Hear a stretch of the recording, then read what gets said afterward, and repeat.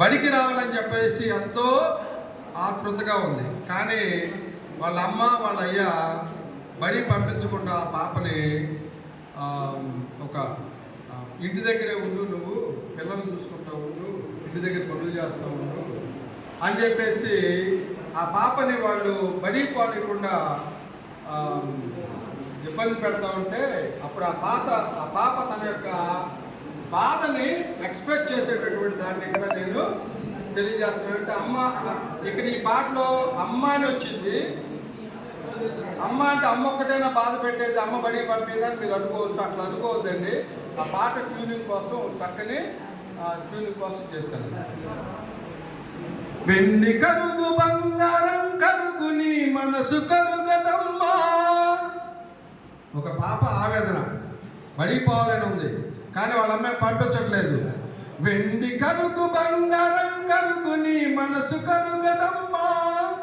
ఆవేపమాను ఎల్లమ్మ సాక్షిగా బడికి పోతనమ్మా, నేను చదువుకుంటానమ్మా. వెండి కరుగు బంగారం కరుగు నీ మనసు కరుగదమ్మా. వెండి కరుగు బంగారం కరుగు నీ మనసు కరుగదమ్మా. ఆవేపమాను ఎల్లమ్మ సాక్షిగా బడికి పోతనమ్మా, నేను చదువుకుంటానమ్మా.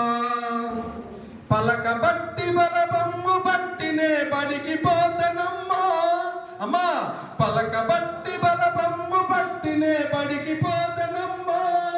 బలబమ్ము బట్టి నా చిట్టి చేతు ఆలు దిద్దుతమ్మా. వెనుకొండ బాగుంది, ఎండింగ్ బాగుండిద్ది మాస్టారు. ఎవరు వెనుకొండ బాగుండి, ఎండింగ్ బాగుండిద్ది. బడి అంటున్నావు, బడిలో ఏముంది పిల్ల, ఇంటి దగ్గర ఉండి చక్కగా నా పనులన్నీ చేసి పెడితే నేను కూలికెళ్ళి వచ్చి అంతా సంపాదించుకోతానంటే అప్పుడు ఆ పిల్ల మన బడి గురించి చెబుతుంది. ఆ పక్క జాడు వల్ల ఈ పక్క తోడు వల్ల మధ్యలో పుల్లతాట. అమ్మా, ఆ పక్క జాడు వల్ల ఈ పక్క తోడు వల్ల మధ్యలో పుల్లతాట. ఆ పూల తోటలో తూనీగలాగా ఆడుకుంటానమ్మా, నేను పాడుకుంటానమ్మా, చక్కగా చదువుకుంటానమ్మా. వెండి కరుగు బంగారం కరుగు నీ మనసు కరుగదమ్మా. వెండి కరుగు బంగారం కరుగు నీ మనసు కరుగదమ్మా. ఆవేపమాను ఎల్లమ్మ సాక్షిగా బడికి పోతనమ్మా, నేను చదువుకుంటానమ్మా. చదవకపోతే రాజకపోతే ఎన్నో తిప్పలమ్మ, మనకు ఎన్నో ముప్పులమ్మా. చదవకపోతే రాజకపోతే ఎన్నో తిప్పలమ్మ, మనకు ఎన్నో ముప్పులమ్మా. అందుకే నేను బడికి పోయి చదువుకుంటానమ్మా. ఆపై కలకటేరు నవ్వుతా, భలేగా ఇంజనీరు నవ్వుతా, మంచిగా డాక్టరమ్మ నవ్వుతా, చక్కని